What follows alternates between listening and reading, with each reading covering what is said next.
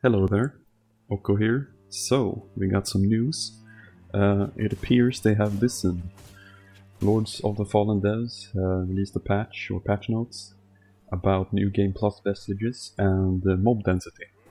And that's exactly what I was speaking of in my last video that I literally just posted.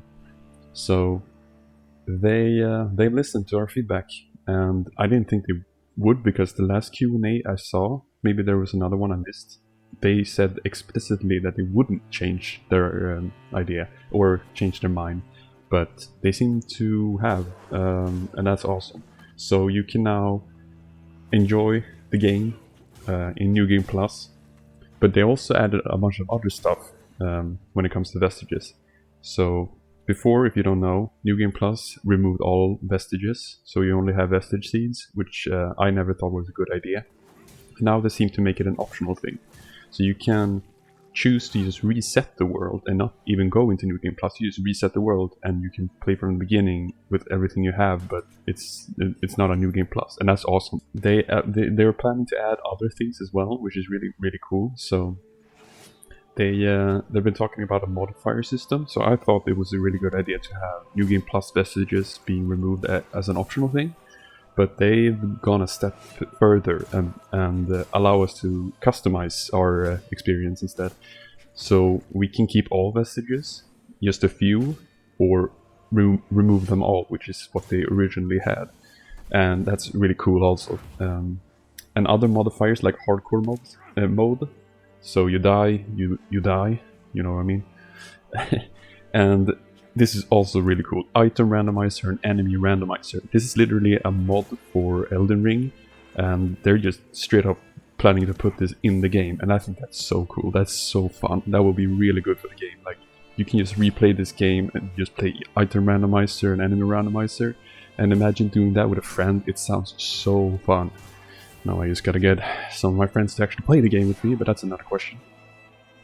And that's really awesome. They're planning to release it sometime this year, but even still, if they don't, like, if it's early 2024 or something, that's just really cool.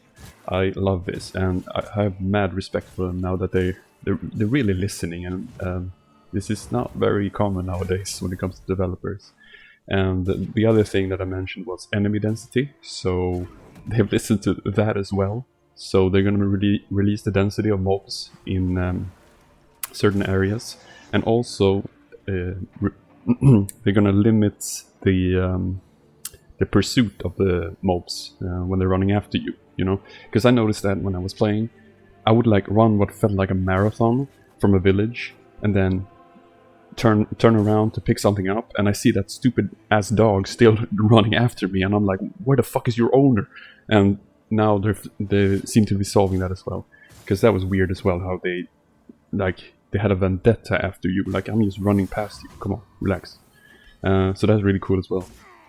And also, they're gonna tweak, as they say, crowd behaviors, so you don't get swarmed, because that happened quite a few times for me as well. I got swarmed by a bunch of mobs, and what killed me wasn't like really that I wasn't able to fight them, it just I wasn't able to move my character at all. So that's also really cool. Like, this is exactly the things that they needed to listen to.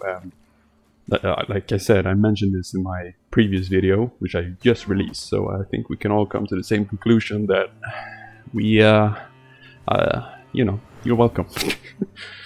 No, I'm just kidding, but yeah, so that's really cool. It's really cool. And when it comes to performance, what's weird is when the game first released, mine was completely fine. I have almost steady 60 FPS in every area. But now that they release patches to fix performance issues, I've gotten worse FPS, so I don't know what that's about. Hopefully that it gets fixed as well, because I don't know. So yeah, that's just what I wanted to talk about. And also, I plan to replay the game and properly record it, but I'm thinking I would like some input if anyone cares to comment on what you would rather see when it comes to a playthrough. So I have 3 ideas for a character, like a build, but I'd love some input if anyone has some, and you're welcome to come up with other ideas as well if you want. But my 3 were I'm interested in a dagger only build, so dual daggers. So I'd spawn with the Exile Stalker and then upgrade to some like, I think there were some other like bleed inferno scaling daggers that seem pretty cool. And I really like to do that because I really like in this game how you can switch mid-swing between like dual wielding and two-handing a weapon. So that seems really good for daggers, and they have, you launch forward quite a bit in this game, so I think it's not even going to be that bad. It's not really fun, and also parrying is going to be a big deal then, because I think daggers have the best parrying windows, so I'll probably do that a lot. It sounds really cool. The second idea was to do a pure Radiance build. I heard the Pieta sword is really good, and a lot of players have played with it. It basically looks like a lightsaber, and it seems really cool. But I also like to use like some Radiant spells, so it's more like a holy caster type with Pieta's sword, I guess. If that's interesting. And then the third idea is more of a challenge run, I suppose. It would be a buckets only run, so I just spawn with the Condemned class and use the buckets, try to make them work.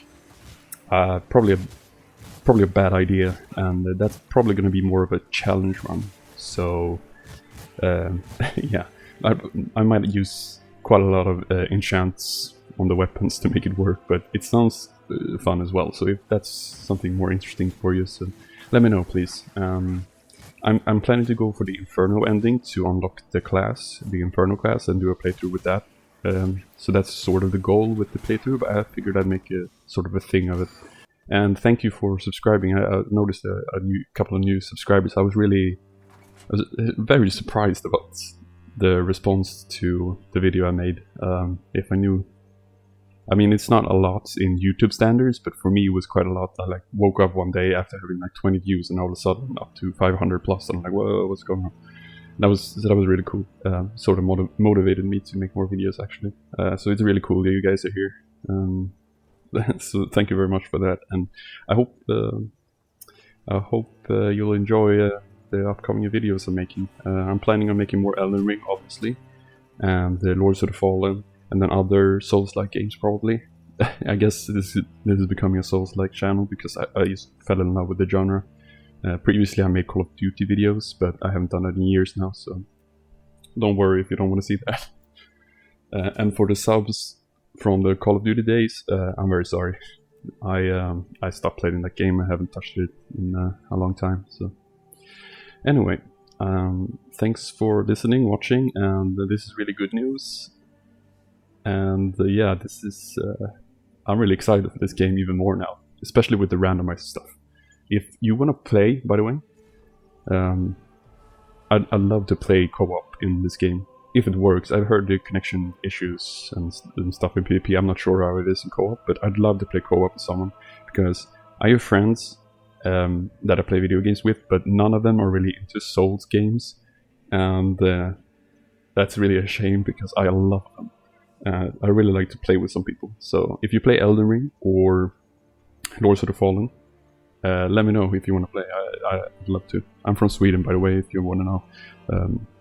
Time zones and whatnot, but just hit me up if you would like to. I'll add my Discord in the description if you're interested. So yeah, that's it for me. Sorry for the ramble. I thought it was really funny how like literally like a day or two after I post my video about the criticisms, it's like they heard me. Anyway, thanks for listening and watching. So I'll see you around. Bye bye.